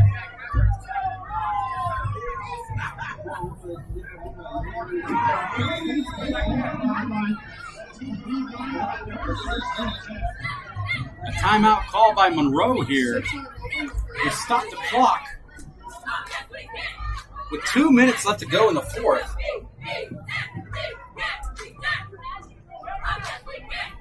I think Coach Sal, after all those penalty yards on that kickoff, he's just gathering up his boys saying, hey guys, we got 2 minutes left. Let's not do all this right now. We got to take care of our business for 2 more minutes. Yes, the scoreboard, this game has been well over.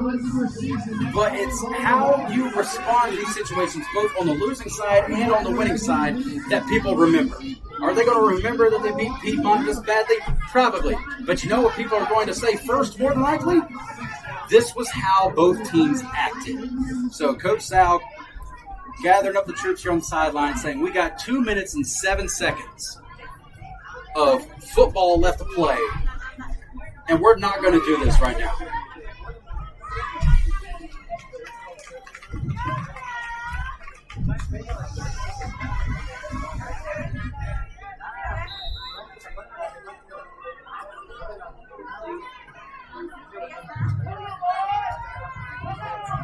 High snap, reeled in. Handoff, tackled on the play. That time by number 20, Yoel DeLeon. One of the seniors for his defense, leads the team in sacks. Gain of about 5. It'll be a 2nd and 5 here. 1:40 and slipping away on the clock. Forest Hills was ahead of Parkwood pretty handily. It was 41-7 at last check. Anson and West Stanley did not have a score update for you guys. Number 5 for Piedmont breaks through the initial surge by that defensive line there. That is Nathaniel Gagnon again on the carry. So Monroe finishes up the Rocky River Conference play next week. This trip into Stanley County to face the Colts of West Stanley. And after that game, there's a whole committee of folks that their job is about to get real busy because they have to take all these teams' records, all these teams' points scored for and against, and figure out where everybody is going to rank going into playoffs. The biggest question in my mind, with Monroe being in the Western division here, as Piedmont calls a timeout here with 34 seconds left, the biggest question in my mind with all of the flooding that happened because of Hurricane Helene, we talked about it affecting Burns earlier this broadcast. Thankfully, they were able to still complete their season, but Asheville, Burnsville, there's a handful of cities up there. While the power is back on for most counties in the state, there's going to be a handful of really good teams that weren't able to finish their season. And I think it's really going to throw a wrench in how this committee typically tries to rank and seed all these teams that are playing. I haven't researched it too much, but potentially what you could see is, if there's enough teams teams that can't make it in? Do you let in teams that might have not been able to get in first due to their record? Or do you just, they do it in the pros, but do you give these higher seed teams a first round bye? A lot of questions left to be answered in that department, but one question that was answered early on tonight, Monroe undefeated at home in the regular season, every game ending with a continuous clock. Your final score, I did actually call the final score. I may go buy that lottery ticket yet. 56-0, Redhawks. For everybody here tonight that worked this game, senior, junior, sophomore, freshman, thank you all so much for watching the game that they produced. Thank you for supporting them. Thank you for supporting the Red Hawk Broadcasting Club. And I don't know who we're going to play yet, but we will see you again in the playoffs. For everybody in the RBC, I am Hayden McAteer. For Brandon Perkins, good night, everybody.